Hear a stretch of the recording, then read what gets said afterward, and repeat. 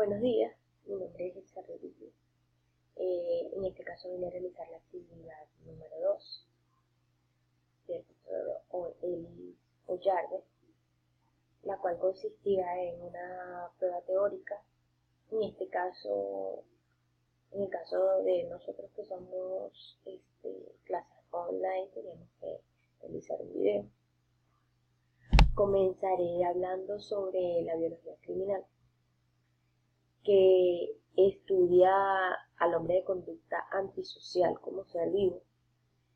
Habla de sus antecedentes genéticos, de sus procesos anatomofisiológicos, la influencia de los fenómenos biológicos en la criminalidad y la participación de factores biológicos en el crimen. Por otro lado tenemos la política criminal.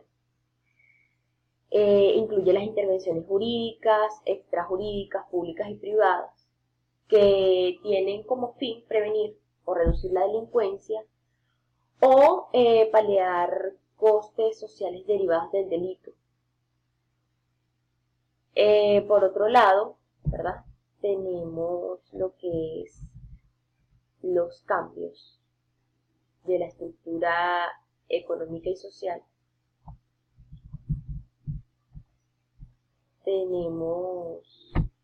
También tenemos el nacimiento y evolución de la psiquiatría. La psiquiatría es una especialidad de la medicina dedicada al estudio y prevención y tratamiento también de las enfermedades mentales, los trastornos del comportamiento, todo lo que tenga que ver con esa disfunción mental del ser humano. Surge como rama científica del cuerpo médico en el siglo XIX, en una época tardía con respecto a otras especialidades como tal. Aunque en sí existen referencias a enfermedades mentales y trastornos en manuales médicos de gran antigüedad, o en algunos textos médicos del Renacimiento, la primera referencia con este hombre es de Johann Christian en 1803, el médico cultural de salud e enfermedad propio de cada época ha sido determinante para la comprensión de las enfermedades mentales. Desde una concepción primitiva de la enfermedad como castigo divino, en la que la enfermedad mental se considera el paradigma del castigo por la ruptura de algún tabú. El loco está poseído por algún demonio o es directamente castigado por Dios, pasando por un modelo social y psicoanalítico hasta la más moderna perspectiva bioquímica y genética de la enfermedad mental, como una expresión más de la alteración del órgano o de su función fisiológica. O sea, hay una diferencia. La edad antigua hablaban de que estaba poseído, de que cuando la persona sufría de trastornos mentales era porque estaba poseído, había sido castigado por Dios. En la actualidad ya se estudia todo aquello que es biológico. Se trata a la persona como tal, médicamente se ve todos los aspectos, ¿verdad? Desde lo químico, la bioquímica, lo genético, y es ahí donde se conlleva a un resultado de que la persona tiene una enfermedad mental. No es como antes, que anteriormente lo explicaba, que era un castigo, que estaba poseído. No, ya eso pasó a la historia. Pero como esto es una evolución, o sea, se está hablando del nacimiento y la evolución, es allí donde se quiere llegar, que ha evolucionado de esa forma.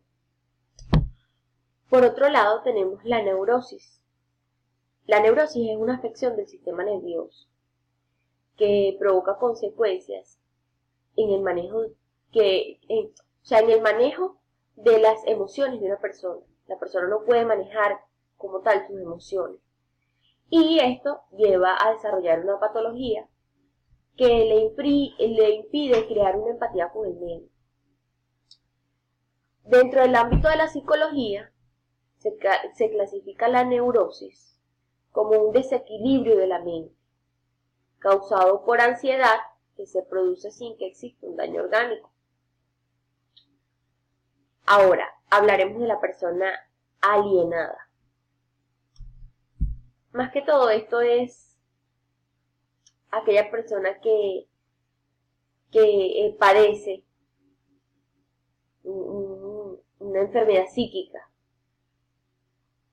muy típica que puede afectar a las personas y que consiste en la pérdida de la razón, pérdida del raciocinio como tal, ya sea de manera temporal o ya sea de manera alargada. Cuando hablamos de alienación, una persona alienada temporalmente, quiere decir que este trastorno dura un determinado tiempo, o sea, poco tiempo, un tiempo nada más. Y luego la persona se restablece mentalmente, recupera su estado psíquico. Y cuando hablamos de una alineación permanente, es que esta afectará al individuo para siempre. La persona alineada suele tener la pérdida o se caracteriza por la pérdida de la identidad. El individuo suprime su personalidad y entonces desconoce el mundo externo. Acciona, o sea, no actúa en función de su propio ser.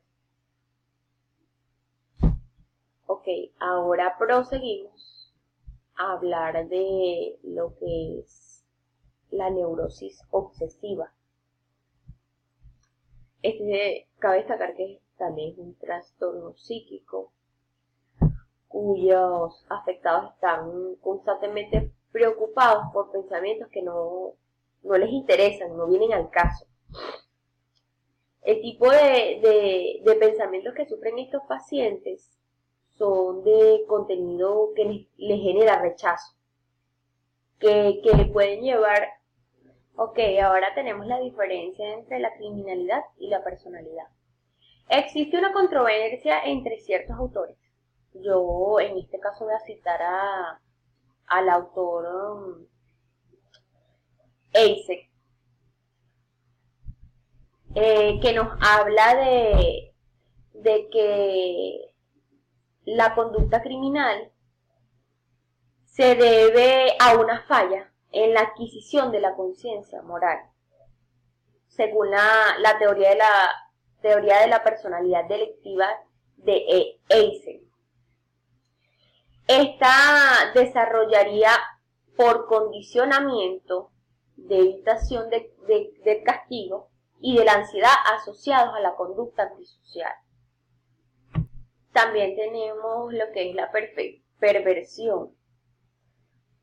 Es la acción, las consecuencias, los resultados de pervertir. Se refiere a la alteración del buen gusto o las costumbres que son consideradas como sanas o normales a partir de desviaciones y conductas que resultan extrañas, conductas que no, valga la redundancia, no son normales en una persona. Entonces, también se podría definir como la condición natural o del orden habitual de las cosas. O sea, un ejemplo es, no voy a alabar una perversión semejante en mi familia. La ciencia ha cometido una perversión al crear en laboratorios animales que son condenados a una muerte horrible. Eso es la palabra perversión. Una persona con ciertas tendencias anormales y conductas, desviaciones que van en contra de la moral de la sociedad.